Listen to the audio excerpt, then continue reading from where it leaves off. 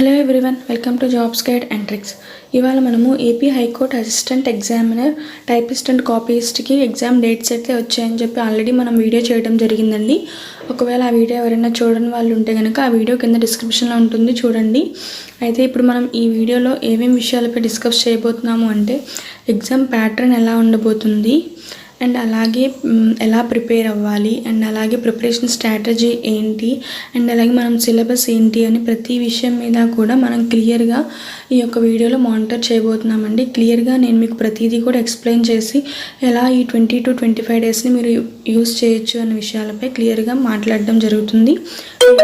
Skip చేయకుండా చూసినట్లయితే మీకు మంచి యూజ్ అయితే ఉంటుంది. ఒకసారి చూడండి, ఏపీ హైకోర్టులో మనం ప్రతి ఎగ్జామ్ సిలబస్ వాళ్ళే ఇవ్వడం జరిగింది కాబట్టి సో చాలా ఈజీగా మనమైతే ప్రిపేర్ అవ్వడానికి అవకాశం అయితే ఉంది. అఫీషియల్ నోటిఫికేషన్ ఇచ్చారు కదండి, ఆ నోటిఫికేషన్లోనే మనకి సిలబస్ కూడా ఇవ్వడం జరిగింది.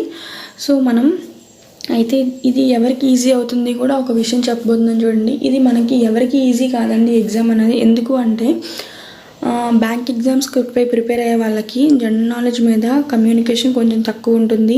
అండ్ అలాగే అదే ఏపీపీఎస్సి చదువుతున్నారు అంటే ఇప్పుడు స్టేట్ లెవెల్ ఎగ్జామ్స్కి మాత్రమే చదువుతున్న వాళ్ళకి ఇంగ్లీష్ మీద, రీజనింగ్ మీద చాలా కమాండింగ్ చాలా తక్కువ ఉంటుంది. బ్యాంకింగ్ వాళ్ళకి ఎంతో కొంత జనరల్ నాలెడ్జ్ మీద ఉంటుంది, కానీ ఓన్లీ స్టేట్ గవర్నమెంట్ ఎగ్జామ్స్కి మాత్రమే ప్రిపేర్ అయ్యే వాళ్ళకి చాలా తక్కువ అంటే తక్కువ నాలెడ్జ్ ఉంటుంది. సో ఎవరికి ఈజీ అయితే కాదు, ఇద్దరూ కూడా ఖచ్చితంగా చాలా బాగా చదవాలి అండ్ అలాగే చాలా బాగా ప్రిపేర్ కూడా అవ్వాలి. అలా స్ట్రాటజీతో ప్రిపేర్ అయిన వాళ్ళు మాత్రమే ఎగ్జామ్లో మంచి మార్కులు సాధించగలరు. ఇప్పుడైతే మనం చూడండి అసలు ఎలాగా మనకి ప్యాటర్న్ ఏంటి, ఎగ్జామ్ ప్యాటర్న్ ఎలా ఇచ్చారు అన్న విషయం చూద్దాం. చూడండి, ఇక్కడ computer based objective type examination comprising general knowledge, English language and reasoning మీద అయితే కంప్యూటర్ బేస్డ్ ఎగ్జామినేషన్ ఉంది. ఇదైతే కనుక మనకి జనరల్ నాలెడ్జ్, ఈ ఇంగ్లీష్ లాంగ్వేజ్, రీజనింగ్ మూడులో కలిపి 100 మార్క్స్ కంటే డ్యూరేషన్ వచ్చేసి మనకి అంటే టైము 120 మినిట్స్ ఇవ్వడం జరిగింది.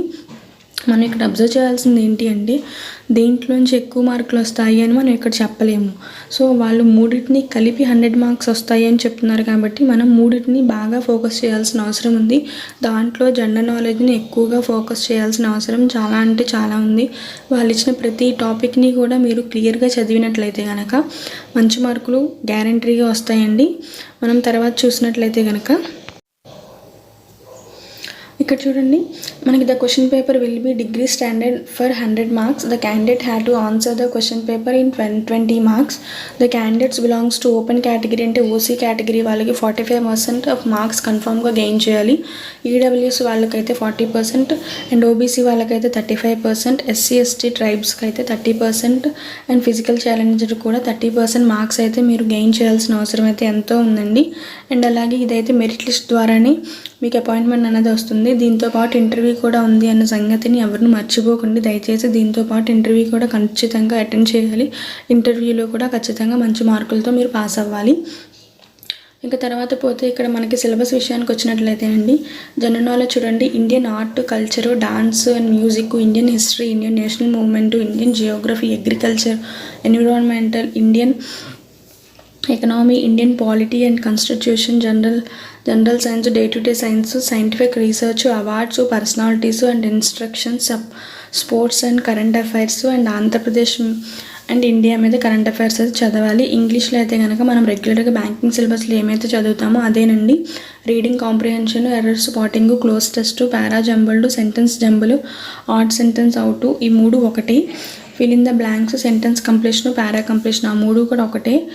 Synonyms and antonyms, idioms and phrases and one word substitution అన్న ఈడియమ్స్ అండ్ ఫ్రేజెస్ అన్నా కూడా ఒకటేనండి. సో మనం అది ఏ టాపిక్ ఎలా ఉంది అని మనం గెయిన్ చేయడంలో కొంచెం ఆలోచన, మనం ఎక్కువ శక్తిని మనం యూజ్ చేసినట్లయితే మనకి ఆ టాపిక్ ఏంటి అన్నది క్లియర్గా మనకు అర్థమవుతుంది. అలాగే జనరల్ నాలెడ్జ్ కూడా అంతేనండి. ఏపీపీఎస్సీ వాళ్ళు ఆల్రెడీ చాలా చదివే ఉంటారు. సో వాళ్ళకి కూడా ఆ టాపిక్స్ అనేవి చాలా ఈజీతో కూడుకున్న టాపిక్స్. కొద్దిగా మీరు కాన్సన్ట్రేట్ చేసినట్లయితే కనుక అండ్ అలా కరెంట్ అఫైర్స్ కూడా బాగా యూజ్ చేసినట్లయితే కనుక మంచి బెనిఫిట్ అయితే ఉంటుంది. తర్వాత అయితే ఇదైతే నిన్న వచ్చిన నోటీస్ అండి. Exam dates typist, copyist 27th నవంబర్న జరగబోతుంది. అండ్ అలాగే ఎగ్జామినర్ అయితే 28న జరగబోతుందండి అసిస్టెంట్ అండ్ ఎగ్జామినర్ పోస్టులకి. అండ్ అలాగే సో ఇదండి ఈ వీడియోలో. సో నేను చెప్పాను కదండి, ఎవరికి ఎగ్జామ్ అయితే టఫ్ కాదు, బ్యాంకింగ్ నేర్చుకునే వాళ్ళకి టఫ్ కాదు, అటు మనకి స్టేట్ లెవెల్ ఎగ్జామ్స్కి ప్రిపేర్ అయ్యే వాళ్ళకి ఈజీ కాదు. ఎవరికి ఈజీ కాదండి. సో ఖచ్చితంగా ఇద్దరు కూడా బాగా చదవాల్సిందే. సో ఈ వీడియో ఎవరికైతే నచ్చినట్లయితే ప్లీజ్ సబ్స్క్రైబ్ చేయండి అండ్ అలాగే లైక్ చేయండి. ఇప్పటివరకు మన ఛానల్ ఎవరైతే సబ్స్క్రైబ్ చేసుకోలేదో వాళ్ళు సబ్స్క్రైబ్ చేసుకుని పక్కనే బెల్ ఐకాన్ ప్రెస్ చేసినట్లయితే మీకు ఎప్పటికప్పుడు నోటిఫికేషన్స్ అయితే అందుతాయి. Thank you.